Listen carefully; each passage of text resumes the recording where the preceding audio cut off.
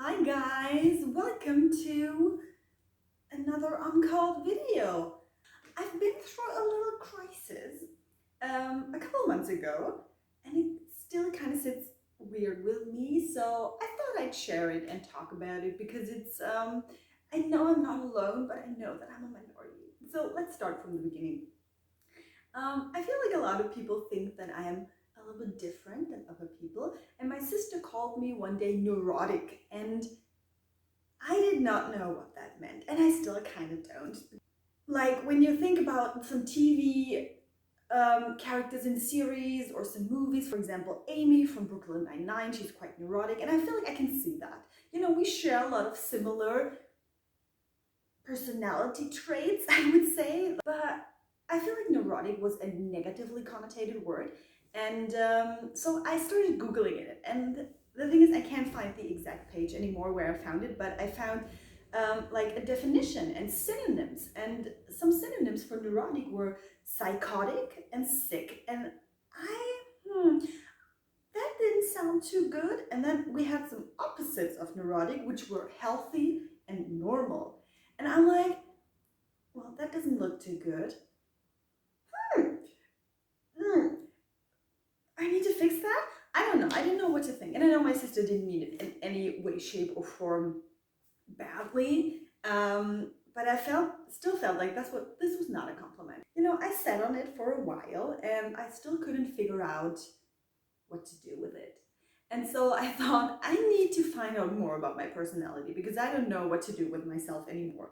And I've heard about this test like a very long time ago. I feel like a lot of people talking about the 16 personality test, and it's nothing like official. It's the Myers-Briggs categorization of personalities, and there's 16 different ones. Of course, humans are more complex, but it's just a generalized categorization.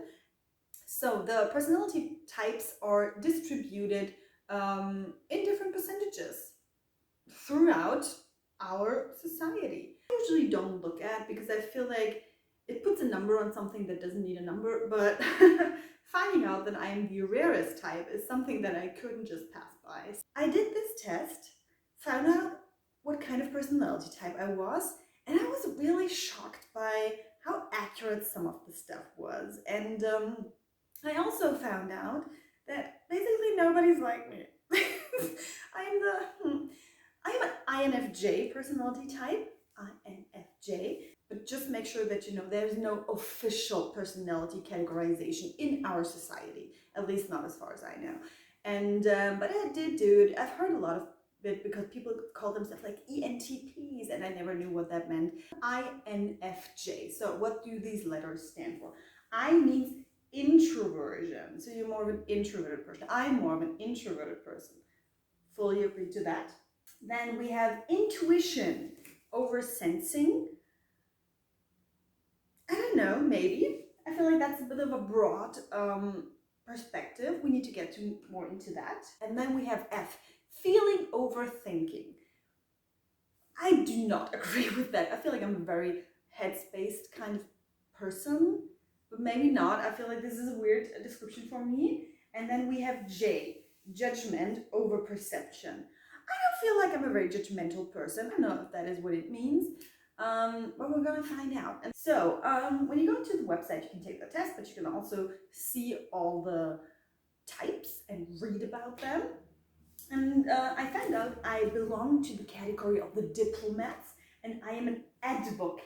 Let's go through it. So you can read a lot about yourself. I'm not going to read all to you, but maybe some highlights that are quite interesting. So, advocates are the rarest personality types of all. Still, advocates leave their mark on the world. They have a deep sense of idealism and integrity, but they aren't idle dreamers. They take concrete steps to realize their goals and make a lasting impact. Yes, I'm someone, you know, a lot of people like want to do things like eventually, and they never do. And that is something that I don't. If I want to do something, if I have a plan in mind, I will do that eventually. And this can be very minor things like projects I have in mind. It might take years for me to actually execute my plans, but I will get to it. Concepts like egalitarianism and karma can mean a great deal to advocates. Absolutely. I do believe in karma. I feel like People get what they deserve in life, good or bad. If you're a horrible person, this will kick you in the butt at some point. If you're a good person, I feel like good things will happen to you eventually, even though it might not look this way right now because you're going through a bad phase. We all have that. But I feel like you're gonna come around. Nothing lights up an advocate like creating a solution that changes people's lives. That's a very interesting sentence because a lot of people think I'm a control freak because I like to be involved in processes a lot. If something needs to be planned, I volunteer to do it. I feel like I can contribute so much to a good and efficient solution, like a fast, easy process. I feel like I can contribute a lot to it. I like to have other people share that. Advocates value deep, authentic relationship with others, and they tend to take greater care with other people's feelings. Yes, I do not enjoy shallow friendships. I know some people have like a ginormous circle of friends, and we're talking like 30 to 50 people, and that is something that I don't have. That said, these personalities also need to prioritize reconnecting with themselves. Advocates need to take some time alone now and then to decompress, recharge, and process their thoughts and feelings. Absolutely. I am someone, I don't mind being alone. I need my time alone. I really think a lot of people don't understand it when I say, no, I do not have anything planned, but I also do not want to hang out with you right now because I need time to decompress and de-stress and just be with myself. And people don't get it. They ask, like, what are you doing? Are you meditating all day? I'm like, no, I do what I would do normally as well. Like, I don't watch TV or read my books, do YouTube, do art and crafty projects, stuff, And a lot of people don't get that I don't want company a lot of the time. Advocates might find themselves feeling especially stressed in the face of conflict and criticism. Yes, I cannot handle conflict at all.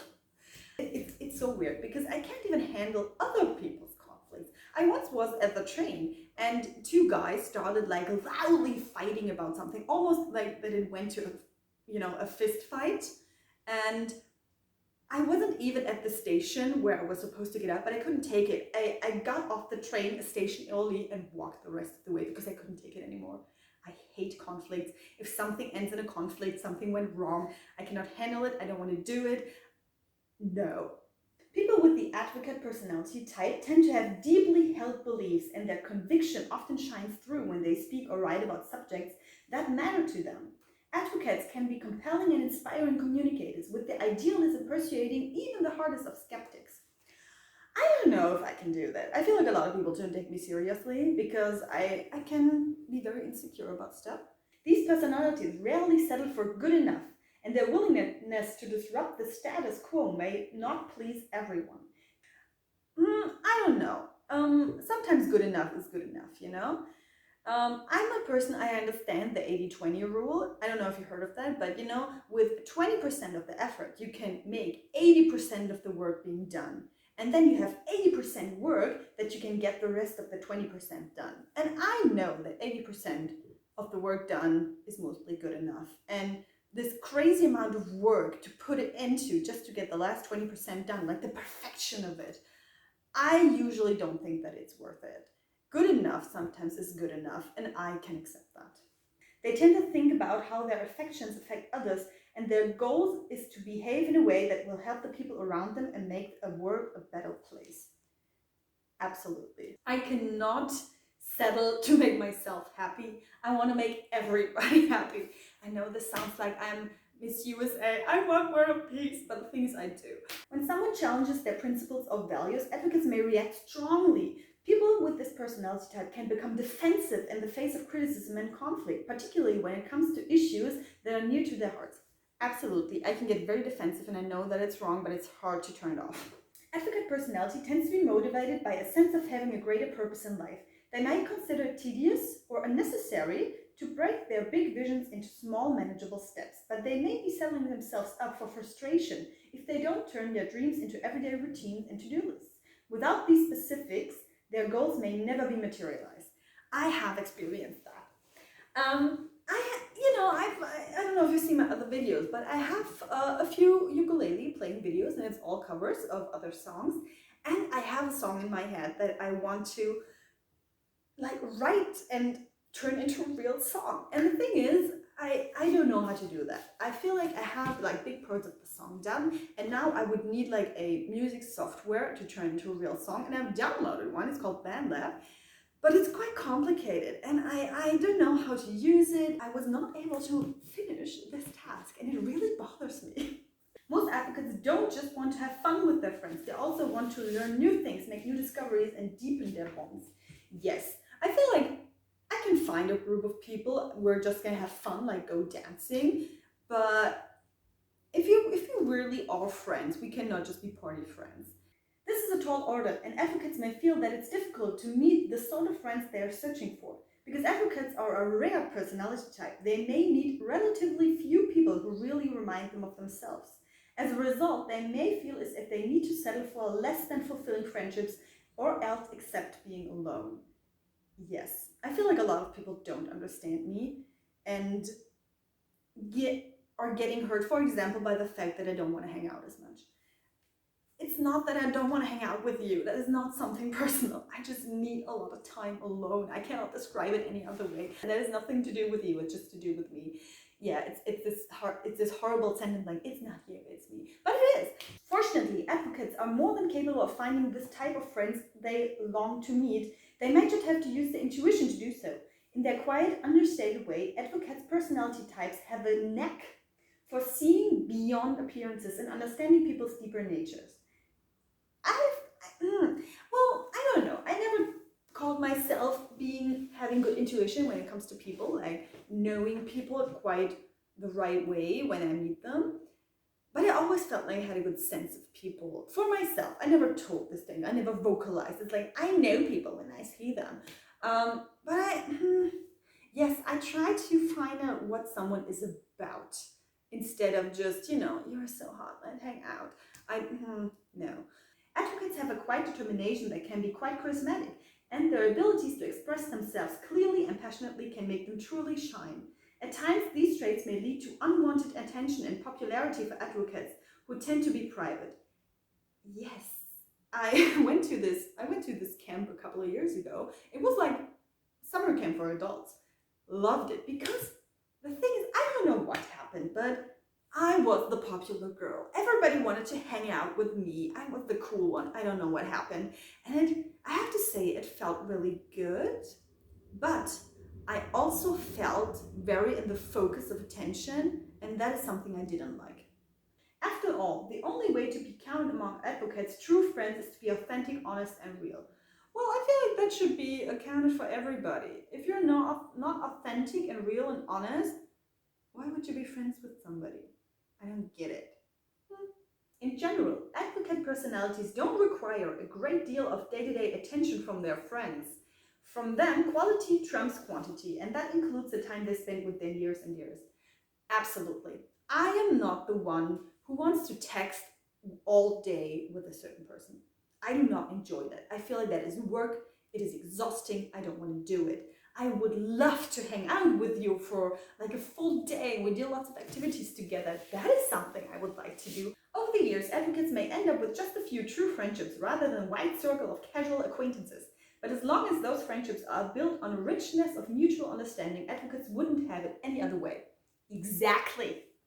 In fact, many advocates have trouble deciding which job is best for them because they're able to imagine so many possibilities. These personalities may see 10 wildly different paths forward, each with its own set of rewards. This can be exciting but also stress included because picking just one means letting go of so many others.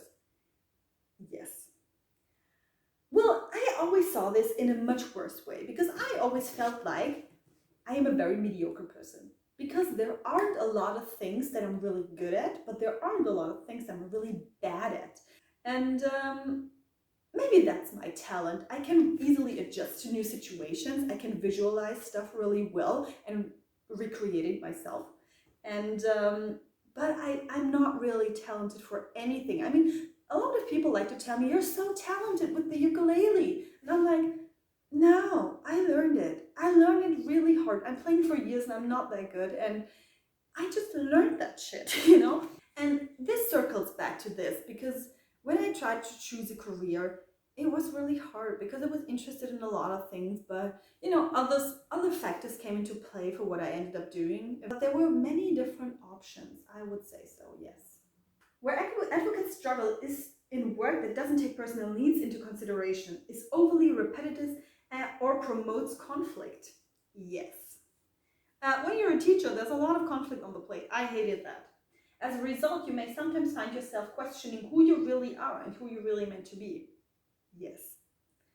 I have a lot of identity crises throughout my life. I did have them. And I am actively working to find myself. I don't know why, but I constantly strive to finding myself, even though I don't know if I'm already there.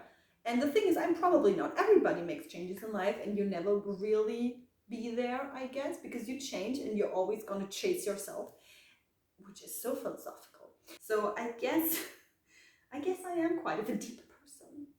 I love that. I didn't know that. So this was just a little excerpt of what there is. There are more different categories like parenthood and romantic relationships and workplace habits, and you even get a premium profile and read much more, because I think that was very interesting. Let me know in the comments down below what kind of personality types you are, if you ever have made this test. And let me know if you found this description of you accurate. I hope you had just as much fun as I did. And I'll see you guys in the next video. Bye!